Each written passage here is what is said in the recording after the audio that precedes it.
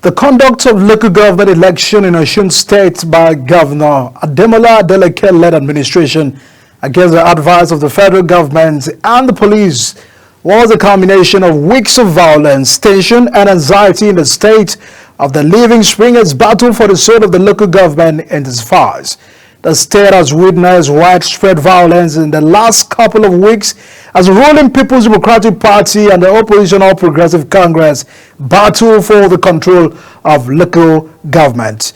A lot regards to the Osun local government crisis. Welcome to Big Talk. Tonight we'll be diving into that issues and have an understanding how can they resolve all of these issues from Osun State for the purpose of local government governance. Joining us is a lawyer and a political analyst, Ademola Adeleke is my guest. Thanks so much for joining us, of course, for being part of the program Big Talk. Good evening or good afternoon, Nigerians, and good day everywhere you are all over the world. Thank you. It's a digital age. Yes. Thank you so much. You're welcome. All right. Let's get to Osun State, because many have said, how can a state that was relatively peaceful experience that amount of violence? Over 6 persons have been confirmed dead at the cause of a political crisis. What happened? Well, what happened in Osun State is a battle for the soul of governance of Osun State between two major political parties in the state. That is All Progressive Congress, APC on one hand, and the People's Democratic Party on the other hand. As of today, the ruling political party in Osun State is the People's Democratic Party, which is the political party of the governor, Senator Nuruddin Jackson Ademola Adeleke. And you cannot overemphasize the relevance of local government, the grassroots, to the fortune of any political party in any state. So the battle that has led to the bloodshed we witnessed a fortnight ago is actually a struggle as to which party controls the grassroots, the local government, and the state. There was a judgment that was given on 16th of February, I suppose, or 16th of February, by the Court of Appeal, Akure, which dismissed a case which BDP had won at the Federal High Court, through which the local government elected chairmen under the APC were removed from office. Now on appeal, PDP had lost that case.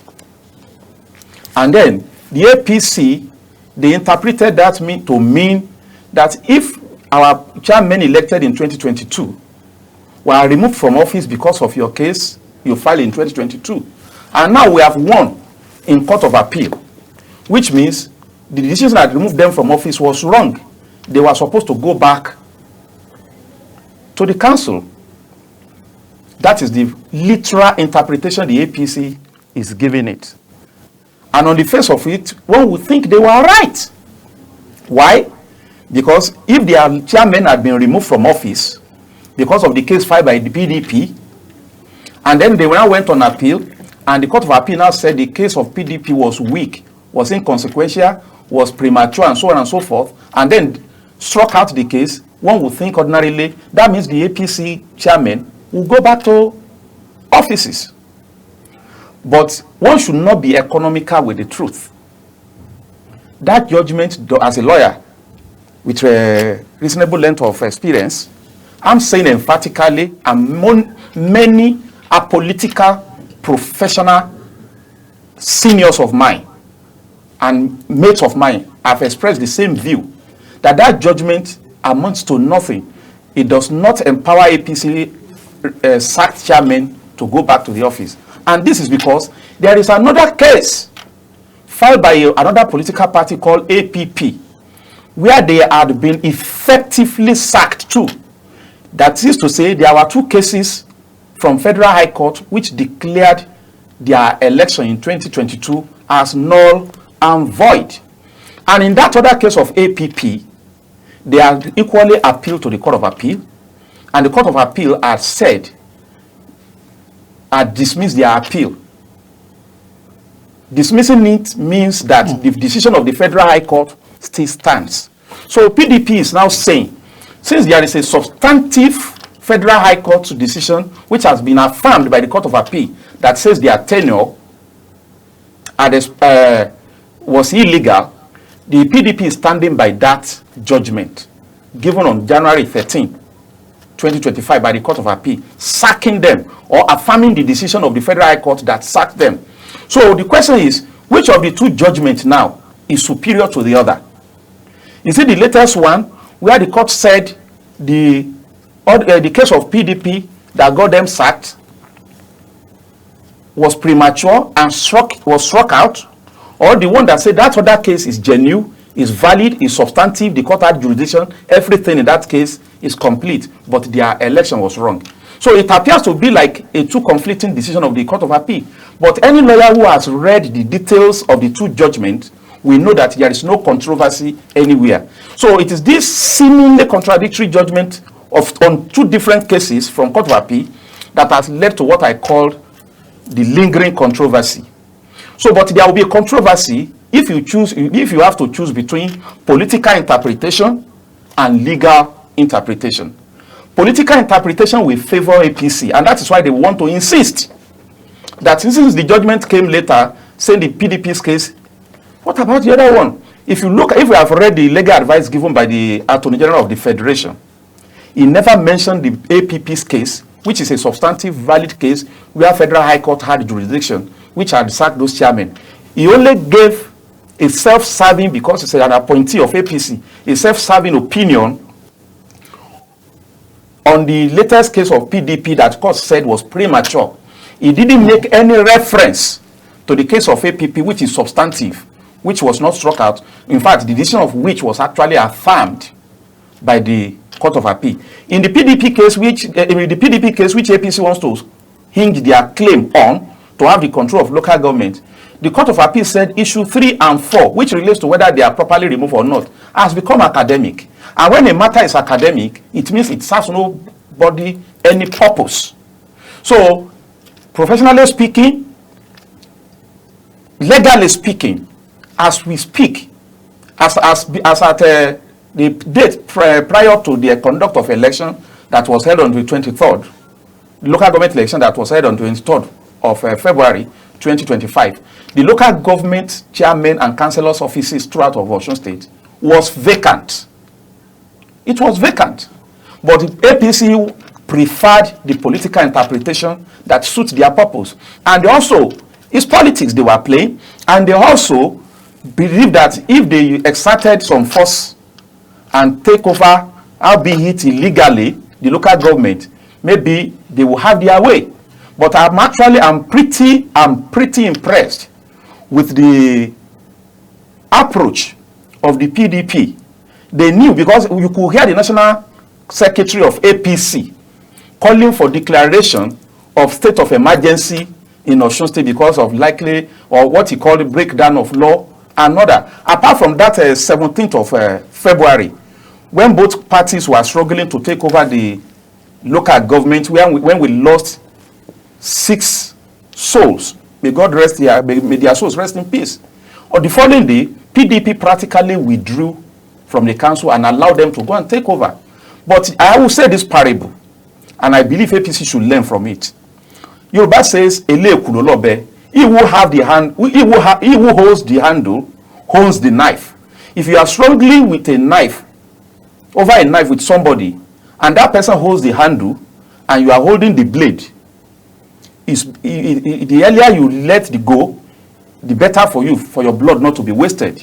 Who controls the local government under Nigerian legal system? It is the state government. The management, administration, and control of local government shall be under the state. That is what the Nigerian Constitution says. Who makes the local government law? It is the State House of Assembly. Governor Adeleke Ademola has control of both the management, finance, and control of local government. He has the influence over the legislature because his party dominates 25 out of 26 members of House of Assembly. Even what he cannot achieve politically on the vote, he can even use legislative means to achieve it. But APC had made an attempt, and I can tell you holistically that they have actually failed. Because to me now, who controls the Local Government Service Commission? Who are the civil servants going to be responsible to? Is it to the party that is not in power who has no control over them, or the PDP? I'm happy the approach the PDP has taken. The governor told the newly elected and sworn chairman to just abstain from the council in the meantime. All right. But we should also say this. The APC is calling on federal government now to withhold the federal allocation that are meant for Osun State Local Government Council. That will be illegal. And I don't see President Bola Ahmed Tinubu doing that, because he went through the same experience under Obasanjo, and he will not fall into the same trap. All right. I mean, we'll be coming to all of that, but what should be a great concern, or what is a great concern for many of us, is the loss of life, and how these how this would have been avoided. Because what are the tenor? What does the provision of Osun State local government, provisions of the state says about the tenor of the local government chairman? A local government chairman spends 3 years. 3 years. So going by that arrangement, do you feel that the APC still have what to hold on to?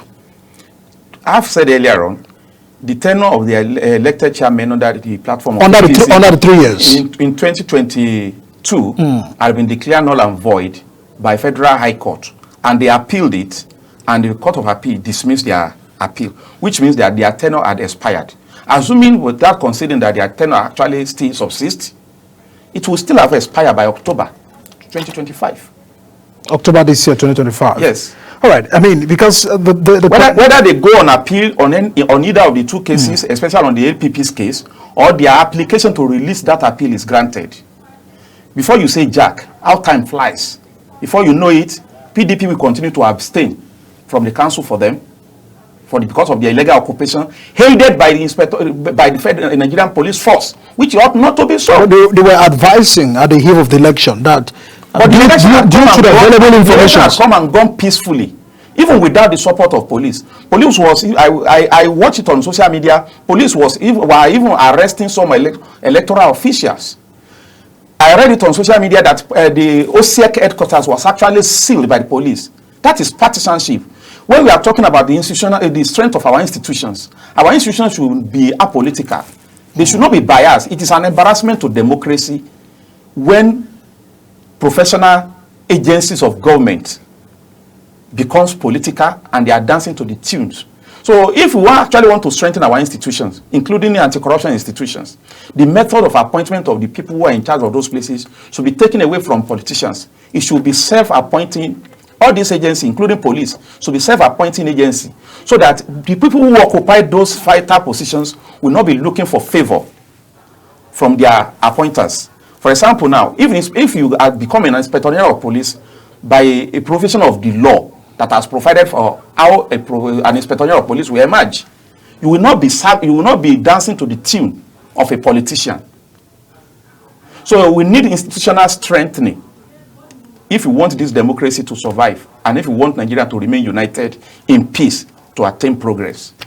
I mean, because looking at all of these processes leading to the loss of life among casualties, but there's APC and the PDP, some report have actually gathered that many political actors, were able to escape those assassinations in a broad day light due to all of those back and forth in the crisis. The tension, probably those that are having a concern, as the governor, the chief security officer of the state, what would have he done to avert that loss of life, that clash with APC? What was the advice? What was his efforts in managing that crisis, better than resorting to violence? See, referring to governors as chief security officer of state makes me snarl. That statement usually hits me with one kind of a repulsion. How do I mean? We always say with mouth that governors are chief security officers of the state, but this governor cannot give an order to commissioner of police posted by inspector general of police to the state. Our constitution does not allow state police And if an Inspector General of Police gives an order to the commissioner he posted to a state, and the governor gives another order, it is the order of the Inspector General of Police that the Commissioner of Police will follow. Like in this instance now, that election was conducted without police monitoring. Police was giving biased advice that there was going to be violence. And it turned out that the election went peacefully. That is because the government was able to make use of the state Amatekun. So if Amatekun can be that useful, we should think of how much more usefulness we will derive from state police. So the governor has done very well. He's a man of peace. If he's not, he will not ask his chairman to abstain from the council. And if he had not asked them to abstain from the council, maybe they would have been clashing with APC. That is the after election. After election. That is the after election.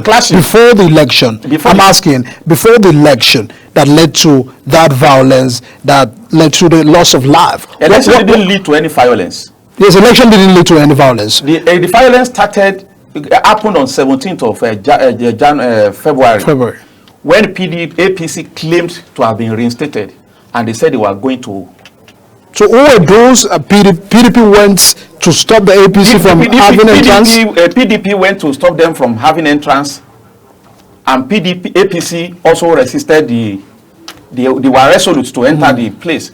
So in a number of local governments, there were bloody clashes, especially from Eboripe, where former governor. I'm asking, would have they avoided that incident? They would have avoided that incident, because after that day, I think the governor and PDP intervened, and they called their people to order.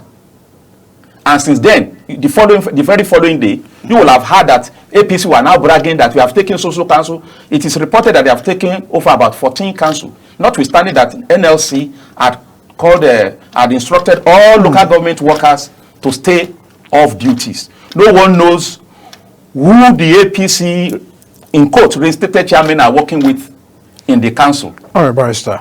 Now, in all of these, do you feel there is a struggle for political, takeover or political manipulations?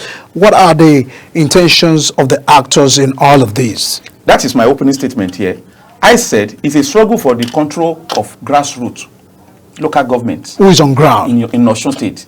So, he who owns the local government is believed to be the one who will control the grassroots, who will control the local government, the nook and crannies of the state. And that is why, in 2022, His Excellency, former Governor Oyetola, spent 3 years, 8 months in office. He didn't conduct local government election, notwithstanding the constitution mandated him to so do. The system of local government must be by democratically elected council. 3 years, 8 months, he didn't conduct any election. So when he lost re-election, and it was remaining for 3 months for him to go, he rushed now to conduct local government election, so as to plant APC in all the 30 local governments. But the Electoral Act says before you will conduct election into a local government, you must give 360 days notices to all the electorate and all the political parties. So if you have only 4 months to leave office. But the state had their own law. The state had their own law, and that was what that party, APP, took to court. He quickly made a new law in the state to say the notice you will give was 2 months. It is that new law made by Osun State that was challenged by APP, Allied People's Party, Action People's Party. Is that the same law Ademola used in doing this election? He did not use it. This is what happened. Action People's Party now went to court that the federal law says you must give 360 days. Oyetola and his legislature had made another law saying we must give only 60 days. Which one should? And the federal court says the federal law supersedes that of the state. Therefore, any election conducted under the notice of 60 days became null and void. So if Oyetola had conducted an election a year or 2 years into his administration, he will currently be having the control of the local government. But our politicians will never do the right thing because they are too arrogant. They believe they are God because people donate power to them. Now, that is how that election became null and void. And it was voided by Federal High Court. They appealed and they had to withdraw that appeal, and it was dismissed for lack of diligent prosecution. on 13th January 2025. All right, I mean, let's take further, because the Attorney General intervention, now you've also spoke about that it looks at because he's an APC appointee, he ought not to speak. Now, those that are having concern about if Attorney General of the Federation should give an advice or an interpretation, should that be the basis on which everyone or all parties can adhere to? Or do you feel, are you also advocating that maybe a special department be created out of those who are meant to be an attorney of the Federation in the interpretation of judgment or an order and all of those concerned? The advice of the Attorney General of Federation is unsolicited, is unconstitutional, illegal, and it is against the principle of federalism. He is an Attorney General of whom? Of President Bola Ahmed Tinubu. Of the Federation. Of the Federation. So if INEC wants to conduct an election, if he has a legal opinion, he should give his boss, President Bola Ahmed Tinubu. This is a federation. Federating unit has its own constitutional autonomy or jurisdiction. The jurisdiction of the Attorney General of Federation does not extend to advising state governors. Every state has its own Attorney General too. So when Osun State wants to conduct an election, the body that will conduct that election is Osun State Independent Electoral Commission, OSEC. And the only person that can advise the governor, that can also advise OSEC, is Attorney General of Osun State. So the advice of Attorney General of Federation in respect of internal executive power of a state governor is unconstitutional. He couldn't have done that. And he actually did so. He did so with brazen bias and prejudices. It was an opportunity for him to have advised APC highly professionally and earn respect of even People's Democratic Party's member to have had the boldness to have told the APC the truth. But he parried it. He did not even mention anything about the actual case that sacked the elected council members of under the APC since 2022. He never made any reference to APP's case. And that is an embarrassment to his office. I mean, the future of Osun State is really what's really matters here, because if we may look at these cycle of manipulations and concern about equitable society and where political parties or politicians should prioritize the peace and harmony of a state, what will be your advice moving forward? Because how can this matter be resolved? If we have this judgment, letter of court judgment, interpretation, people interpreting based on their own personal interests, but those that will also argue with your own point of your own interpretation, and they will all different views about all of this. What may be the way forward in resolving this crisis? The greatest advice should go to the presidency, President Bola Ahmed Tinubu in particular. He should not dance to the political tune of APC Osun, who have failed in their attempt to cause anarchy in the state, to give way for a reason to declare a state of emergency. I think the PDP are smart. The PTB member and the governor are smart enough to have dodged that violence that they wanted to voice on Osun. And so the issue of state of emergency is not coming. I give kudos to the governor in that respect. Secondly, another call they are now making is that the presidency should withhold the federal allocation that is meant for the local government in Osun. It should not dance to that tune. And for how long will he do that? Maybe he will do that for the next 6 months. We are in the month of February, March, April, May, June, July, August, September, October, 8 months. And then in the next 8 months, the worst come to the worst, PDP will conduct another election. Ademola will still be in power. And his party will still win. If they said the election he had conducted on the 23rd is illegal, by the time October comes and the tenure of their own so-called reinstated chairman elapses, PDP will still conduct another election, and PDP members will still win all the 30 local governments. Then what will then be their excuse for not releasing the local government fund? There won't be no reason. So federal government should not, especially APC, they should not say because they are in power at the federal tier of government, then they will be oppressing minority parties in different states. In fact, their conduct in Osun so far, I'm an indigene of Osun, and I'm a proud indigene of Osun. The conduct of APC in recent time in Osun State is dwindling the fortune of that party in the face of masses, because there are three different types of masses or citizens in every state. Active politicians who are emotional about political parties. They are very, very few. How many people attend party meetings in the wards and in the local government or in the state level? Then we have majority of people who don't either visit, attend political party, APC meeting or PDP meeting or any other Labour Party meeting or any other party. But they are voters, and they are very, very attentive and observant of what is happening. What APC is doing, they are killing that party more in Osun State, because the circumstances under which Ademola came to power in Osun, it's not because the people who ruled earlier on under APC didn't want to do well. I could remember very well, former Governor Rauf Aregbesola had very great plans for Osun. He came with a template and with a very good design of how to move the state forward. He established a lot of projects, all this, all that, all mill, all school, all bus, in every agricultural education. But he got to a stage, there was this global economic meltdown. And when global economic meltdown came, there was no finance to finance most of his program. Then he began to hold salary. Illiterate masses don't understand why he was unable to deliver on his promises. Then they called him Baba Afusa because he was paying half salary. He managed came on second time, and then the controversy surrounding the coming of Governor Oyetola the first time, as to who won the election, who didn't win, technical error in judgment, and so on and so forth. The only single tenure Oyetola spent, the economy of Nigeria was in shambles. He was unable to pay the backlog for half salary that Oyetola couldn't pay. I congratulate Governor Ademola. If he had been the one that was sworn in, when Oyetola was sworn in, maybe his name would have been soiled by now for lack of performance. But he's a very lucky chap. God has really blessed me, because if not, being a governor by anybody under President Bola Ahmed Tinubu gives you enough resources, because subsidy is removed, Naira is floated, federal government is making money, and they are pumping money to states. And I'm impressed. Governor Ademola is spending that money. He's carrying out projects. And people like him.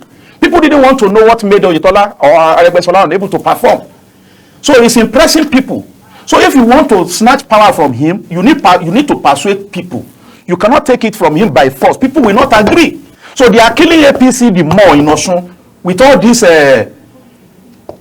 standing shoulder to shoulder, causing violence up and down, interpreting law upside down, using federal might, using police to harass. It does not make sense. APC is dying in Osun. APC is dying in Osun. That is all the truth. They should tell members the truth. If they had participated in this last election, maybe not, they would have won 1 or 2 local governments. So they boycotted the election. They participated from beginning. They were issued notice since February 2023 in 2024.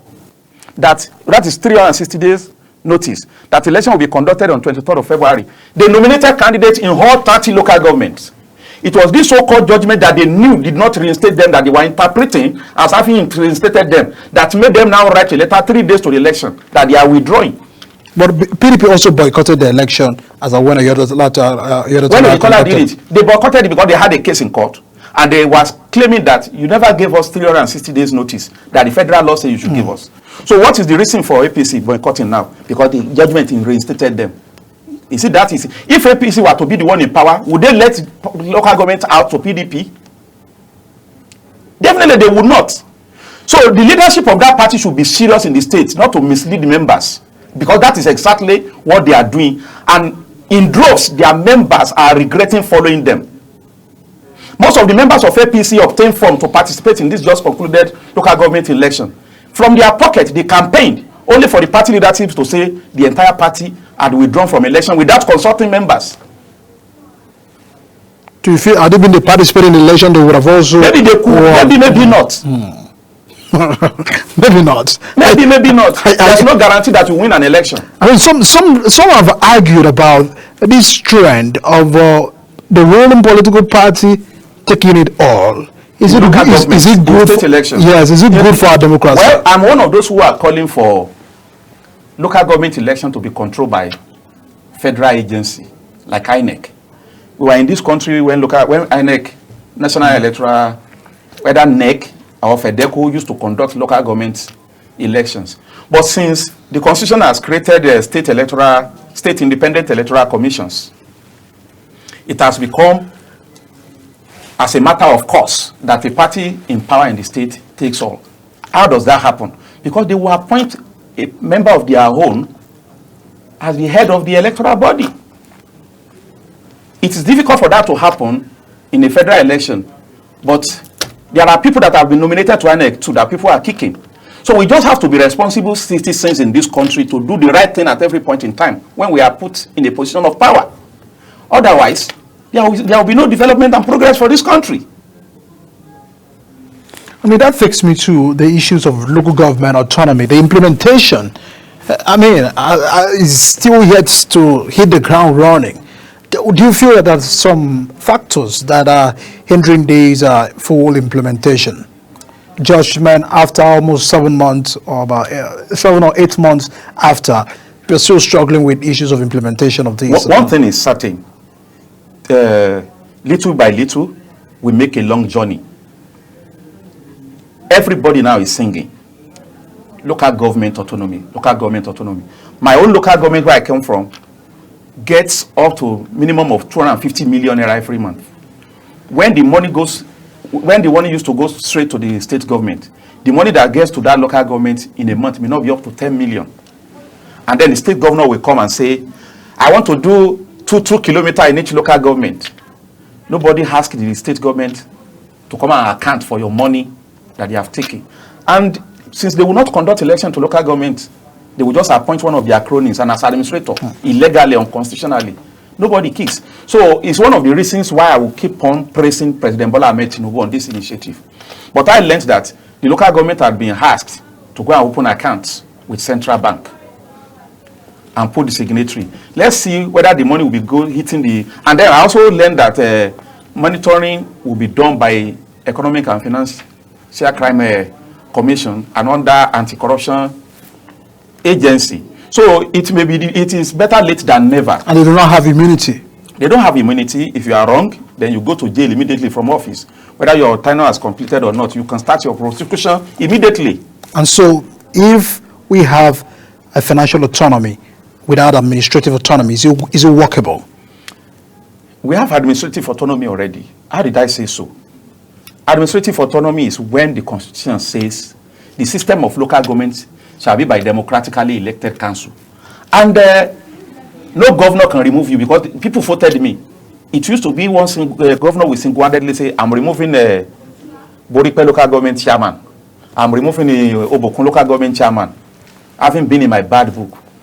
Court of Appeal, Supreme Court have said it in many decisions that no governor has power to remove a person elected by people. So that means there is a security of tenure of office. Their tenure of office is what? Is secured. So that is what I call administrative autonomy. The only thing is that the relationship between the local government and state in some area is what we want, because the extent of the legislative arm of local government, the local government council, you know, they have executive arm in the local government and they have legislative council. That is where they are using presidential system. And in some places they are using parliamentary system. They only elect the number of councillors, and among them they will choose a prime minister, or what we call the leader, who will now be the chairman among the councillors. Yes, and then from there, among the councillors, they will have maybe Ward 1, Ward 2, Ward 3, Ward 5, Ward 7 will be super for education, super for this in the local. So it's a mini government just like in the state too. So if the law has provided for all those, how are we going to say they don't have administrative autonomy? They have their legislature, they have their executive. Then they depend on the judiciary of the state. If there is any case, it is the judiciary that operates in the state that covers the local government. Because we're too afraid, government on its own. We're afraid of, the influence or interventions or interferences of the state and the local government. Because some states are afraid that if we pull out the local government from the state, you are leaving the state empty. But the state is already, local government are, the Constitution says there are 3 tiers of government. There is government of the federation. But what makes the state is a local government. What makes the federal is the state. But the state have more, the point is, they have more autonomy. What makes the federation? It's a composition of the state. Then what makes the state? If we remove the state from the federation, nobody is removing the local government. It just allowed them to touch lives.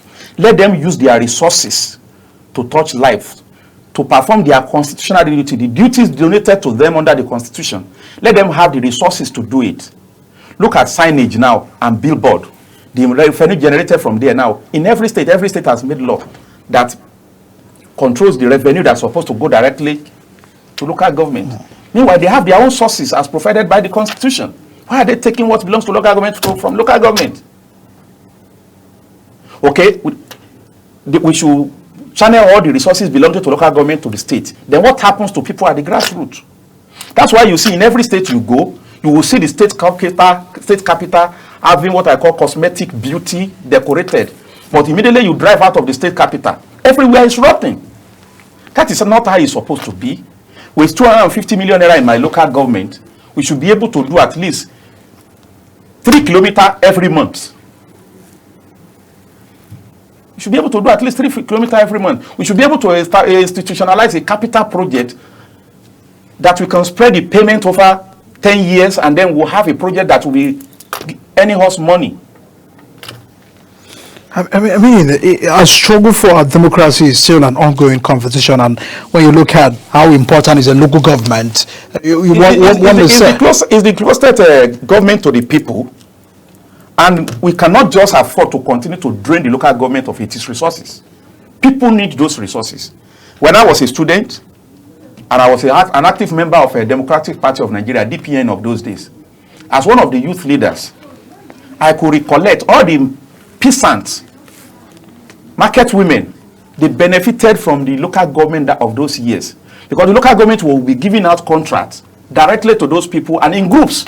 And everybody, the one that was given to us as youth group to construct a drainage, it touched everybody. Those among us who were students then, after delivering the job, we were able to get something for ourselves to go to school. But it will never happen if the state government should be the one to come and construct those places in the local government. All right. So do you feel the minister and the former governor of your state is warming up for the next gubernatorial race in your state? Because there are those who are, I mean, the governor was, when he was raising the earlier press statement prior to the clash of APC and PDP, he said, a cousin to the president, and those that are having a concern, how is it related? Well, rumor has it to the president? Rumor has it, and it has not been debunked, that His Excellency, former Governor Gboyega Oyetola, current Minister of Marine and Blue Economy, is warming up to come back for his second time in Osun State. And, well, me as an individual, I don't see any reason for that to happen. What that APC should be doing in Osun State now, they should know that their chances are narrow if they are not going to employ violence and daylight robbery in Osun. I'm from Osun. I just came from home. A politician may be deceiving themselves among one another, but people on the street like us, we know what is happening. If you take away using federal might to snatch power, if you judge by street credibility, if APC should be building their party afresh now, they should go and look for a candidate that is marketable, that can challenge Governor Ademola Adeleke. But if Oyetola is still coming back, APC, Osun, until 2026, we shall see. So, Governor Adeleke is not just a dancing senator as has been described. He's performing? Well, I stand the risk of feeling like I'm insulting my governor. I'm not insulting him. Yorubas have this proverb. They say, you can make a fool a chief. You can make a chief of a fool. But just make sure that the advisor around him are smart. You understand? I'm not saying our governor is a fool, but he's surrounded with intelligent people. From what is playing out in Osun State now, you should know that he is being properly guided. So I'm not surprised that he's succeeding. He has the... Myself, initially, I never gave him this chance of the level of performance that I have seen. Maybe because he has access to resources. There were times, the tolerance period, that Osun State was collecting 600,000 naira as federal allocation.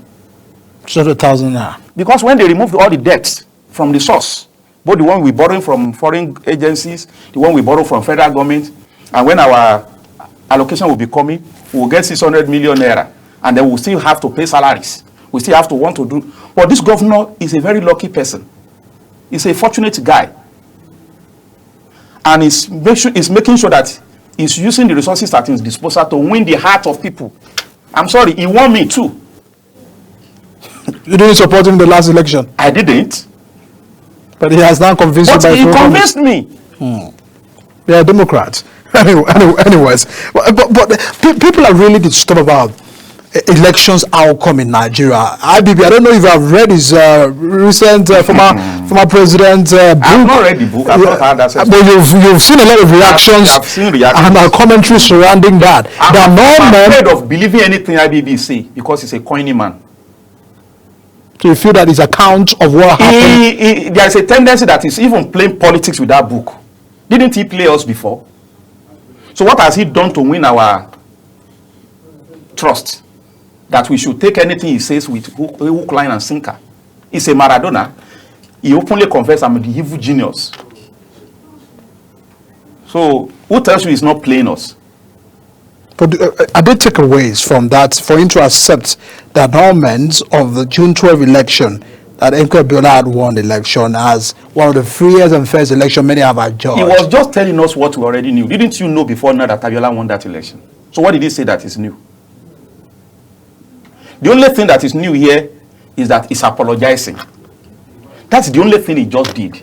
He didn't reveal anything, did he? He only apologized.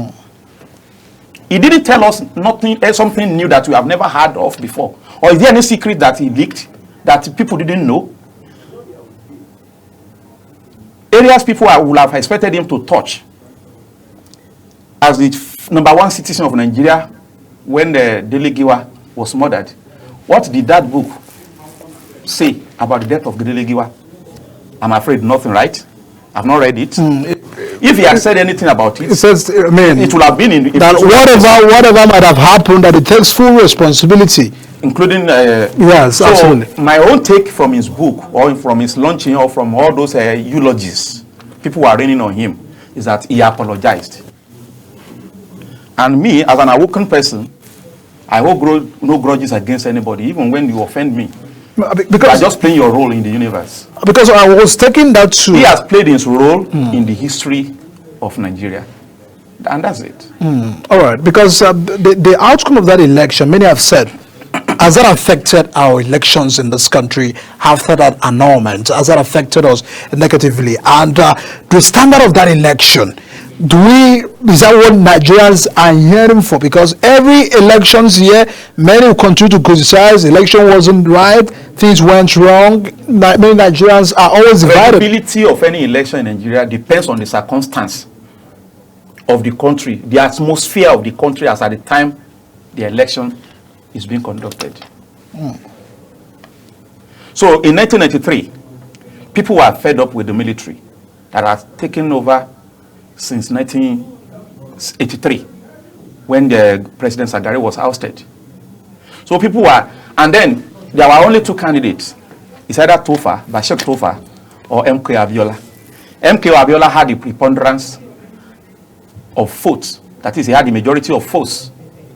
And then the powers that be, who are actually not sincere about handing over to democratically elected council.